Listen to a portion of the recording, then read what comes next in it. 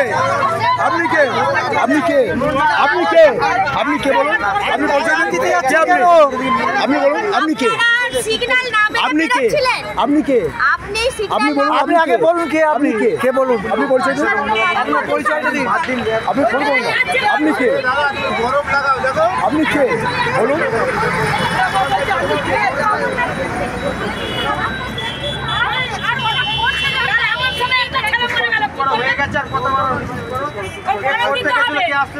হ্যাঁ ওইসব বলে লাভ নেই।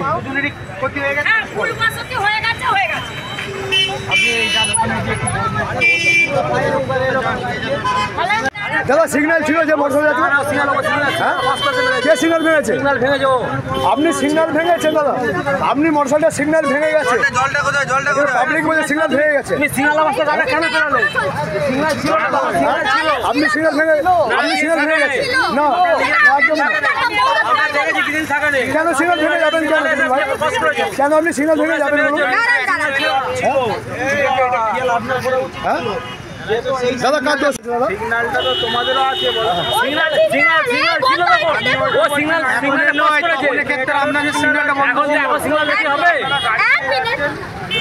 দাদা আপনি যে হুমকি দিচ্ছেন কেন হুমকি দিচ্ছেন? আপনি সাংবাদিকের ক্যামেরা আটকাচ্ছেন কি এত বড় আপনি না না আপনি সাংবাদিকের ক্যামেরা আটকাচ্ছেন কেন? আপনি সাংবাদিকের ক্যামেরা আটকাচ্ছেন কেন? আপনি সাংবাদিকের ক্যামেরা ভাঙতে আসছেন কেন? কেন সাংবাদিকের ক্যামেরা ভাঙতে আসছেন বলুন? কেন উত্তর দিন আগে। কেন সাংবাদিকের ক্যামেরা ভাঙতে আসছেন বলুন? আপনি কেন সাংবাদিকের ক্যামেরা ভাঙতে আসছেন? আপনি সাংবাদিকের ক্যামেরা ভাঙতে আসছেন কেন? উত্তর দিন। আপনি একদম ক্যামেরা হাত দেবেন না। ক্যামেরায় হাত দেবেন না। কেন আপনি সাংবাদিকের ক্যামেরা হাত দেবেন? আপনি সাংবাদিকের ক্যামেরা ভাঙতে আসছেন কেন? আপনি কেন চলে যাচ্ছেন? উত্তর দিন।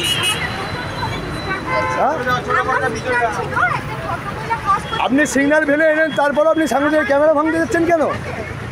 হ্যাঁ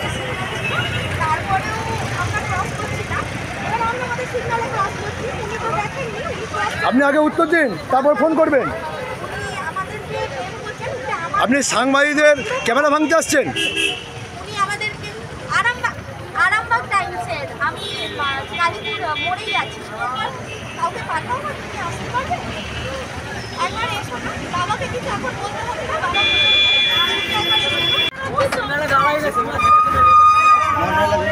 কার ছিল কি বলছেন? মোটরসাইকেল ছিল কিভাবে ঘটলো? সিগন্যাল দেখে রেড ছিল তাতে এসে মারলো ম্যাডাম।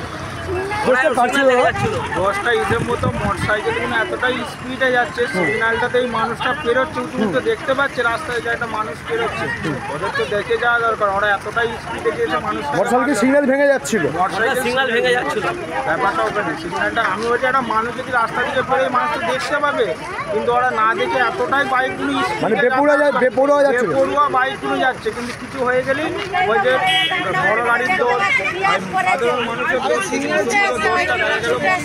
এটা কোন দাম? এটা কোন জায়গা?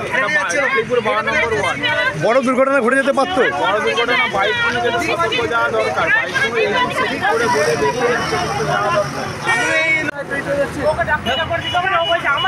দাদা কার দোষ? দাদা কার দোষ? দাদা কি ঘটনা ঘটলো? সিগন্যাল ছিল, ওই দিদি বেরোচ্ছিল, সোজা এসে মেরে দিল। দিয়ে দিদিকে ডিগবাজি খেয়ে গেল। ডিগবাজি পায়ে লেগেছে। ডাক্তারিটা করতে হবে না? ডাক্তারিটা করে হ্যাঁ ওই দিদির ভিডিও করো। কি বলছে দেখো। হ্যাঁ বলো। তুমি সিগন্যাল দেখায়নি। সিগন্যাল দেখায়নি সবুজ সিগন্যাল ছিল। দাঁড়া ওনার টাকা না হয় দেওয়া হবে সেটা ব্যাপার না। সবুজ সিগন্যাল ছিল।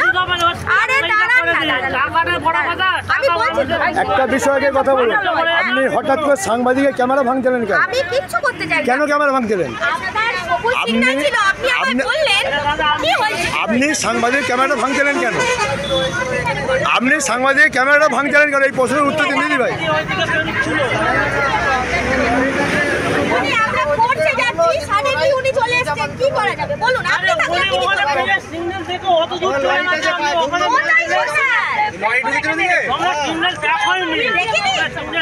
এসে হ্যাঁ ওদের গাড়িটা প্রচুর স্পিডে, বাইকগুলো এমন স্পিডে যাচ্ছে, ওগুলো কি স্পিডে যাওয়ার একটা সাংবাদিক আর মানুষের আপনি দেখতে পাবেন না। ডাক্তারি লেগেছে, ডাক্তারি করো। আমাকে ডাক্তারি নিয়ে যাও, নিয়ে ডাক্তারি। আমি বেরোচ্ছি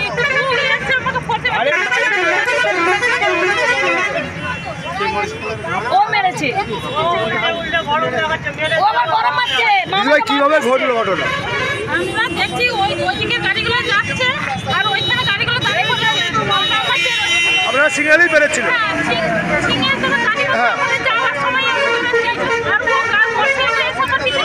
মানে উনি সিগন্যাল ভেঙে বেরিয়ে গেছে। আর আমি ডিপ গাড়ি খেয়ে ওখানে আমার পিছনে বেরোতে আমি কি নাম আপনার, কোথায় বাড়ি? আমার ঘুমে বানায় বাড়ি। কজন ছিলেন আপনারা? দুজন কি লেগেছে? না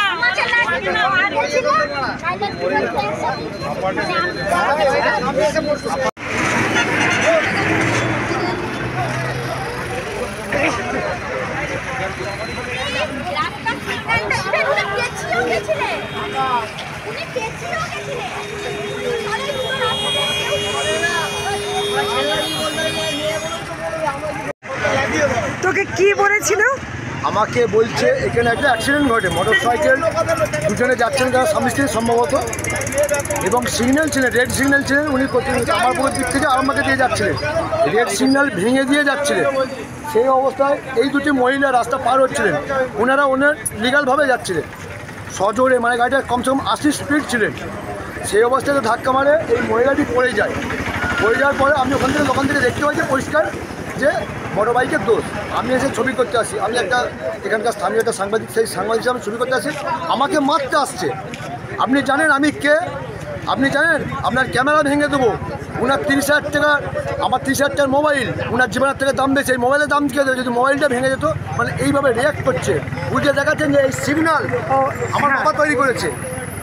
মানে সেজন্য এই সিগন্যালটা ওনার বাপুতি সম্পত্তি বলছে। আমার বাবাকে চেনেন আপনি? কে আমার বাবা? কে আপনি? আপনার বাবা তো অরুণ গোস্বামী বলে শুনলাম। সেও নাম আমাকে কোনো বলেন না। আপনি দাঁড়ান এখানেই আপনি দাঁড়ান। আমি কিন্তু দাঁড়িয়েছি, উনি চলে গেলেন। উনি পালালেন কেন? উনি পালিয়ে গেলেন, আমাকে হুমকাচ্ছেন এখানে এবং মারতে আসছেন, আমাকে মারতে আসছেন। আমি একটা সাংবাদিক, তাকে বারবার পরিচয় দিলাম যে আমি সাংবাদিক, আপনি কেন সাংবাদিক গায়ে হাত দিচ্ছেন? আপনি এখানে দাঁড়ান না। উনি কি পড়ে গেছিলেন? তিনি পড়ে গেছিলেন। যে আপনার কোথায় কোথায় আঘাত লেগেছে?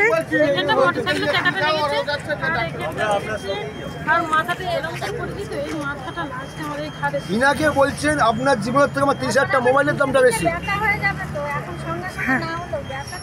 একেবারেই তো, মানে এনার জীবনের মূল্যটা মাত্র 30,000 টাকা, একটা মোবাইলের সমান। মানে উনি ঠিক করে দেবেন সেটা? এবং এই সিগন্যাল সরকারি সিগন্যাল, উনি বলছে আমার বাবা লাগিয়েছে।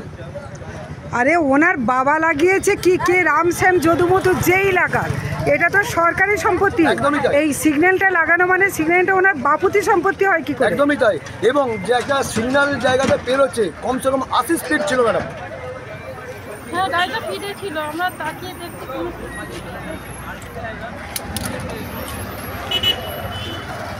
এখানে যতগুলো সাধারণ মানুষ জমেছিল, সাধারণ মানুষকে সবাইকে হুমকি দিচ্ছেন উনি একা।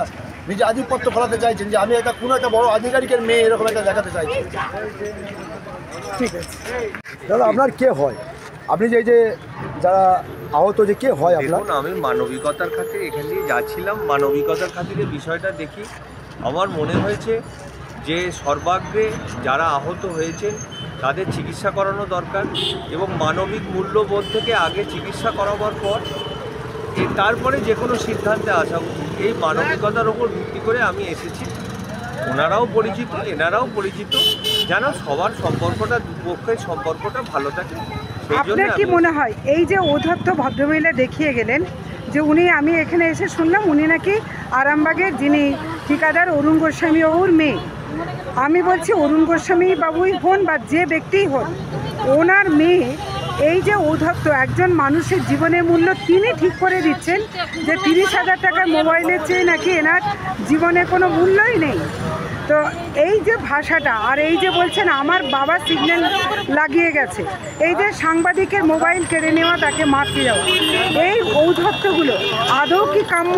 না না, সে ছেলেই হোক মেয়েই হোক, এটা কখনোই কাম্য নয়। এবং এই কথা খুব বেআইনি কথা, অনিয়মের কথা, অসামাজিক কথা সবসময় মূল্যবোধের উপর ভিত্তি করে, মানবিকতার ভিত্তি করে যে কোনো নাগরিকের আচরণ হওয়া উচিত। কিন্তু মূল্যবোধ, মানবিকতাকে বাদ দিয়ে শুধুমাত্র ঔদ্ধত্য, অহংকারের উপর ভিত্তি করে কোনো মানুষ চললে সেটা আদৌ ঠিক নয়। এটা আমি সমর্থন তার করি। মানে আপনি কৌস্তব মুখার্জি যেটা আপনি মন প্রাণ দিয়ে জানেন যে এটা অন্যায়, এবং সেই অন্যায়টাকে প্রত্যেকেরই এই বোধটা থাকা উচিত।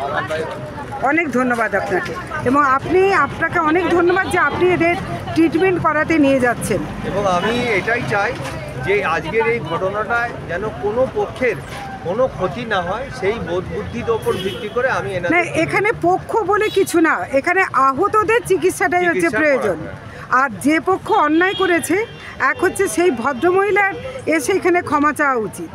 আপনি তার হয়ে ক্ষমা চাইছেন, এটাও খুব কষ্টদায়ক, কারণ আপনি অন্য কেউ অন্যায় করলে তার দায়ভার আপনি কেন নেবেন? এটা তো না। আমার খারাপ লাগছে যে আপনার মানবিক মূল্যবোধ যেটা আছে সেটা অরুণ গোস্বামী বাবুর মেয়ের মধ্যে নেই। এটা অত্যন্ত বেদনাদায়ক, কারণ এই আচরণ হলে উনি ওনার সন্তানদের কী শেখাবেন? এটা কিন্তু ভাবা উচিত। অনেক ধন্যবাদ আপনাকে।